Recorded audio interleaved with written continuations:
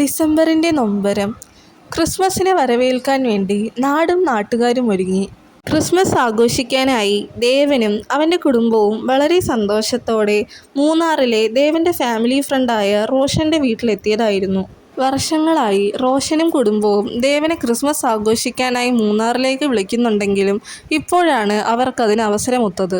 റോഷനും ദേവനും ക്രിസ്മസ് അടിച്ചുപൊളിക്കാനായി പല പ്ലാനുകളും മനസ്സിൽ കരുതിയിരുന്നു.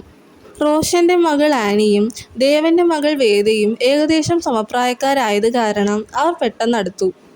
ആനി രാത്രി വേദയുമായി നാളെ രാവിലെ തന്നെ മൂന്നാറിൻ്റെ വശ്യസൗന്ദര്യം ആസ്വദിക്കാനായി പുറപ്പെടാമെന്ന് തീരുമാനിച്ചു. അങ്ങനെ അവർ ഇരുവരും മൂന്നാറിൻ്റെ താഴ്വരയിലൂടെ മഞ്ഞ് പെയ്യുന്ന പ്രഭാതത്തിൽ യാത്ര തിരിച്ചു. അങ്ങനെ അവരുടെ യാത്ര മണിക്കൂറുകളോളം പിന്നിട്ടു. അങ്ങനെ കുറേ ദൂരം പിന്നിട്ടപ്പോൾ ഇനിയുള്ള വഴികൾ തനിക്കറിയില്ലെന്നും മടങ്ങി പോകാമെന്നും ആനി വേദയോട് പറഞ്ഞു. എന്നാൽ വേദയാകട്ടെ ഇതൊരു ചലഞ്ചാണെന്നും കുറേ ദൂരം കൂടി പിന്നിടാമെന്നും പറഞ്ഞു. അങ്ങനെ വണ്ടി വീണ്ടും മുന്നോട്ട് നീങ്ങി.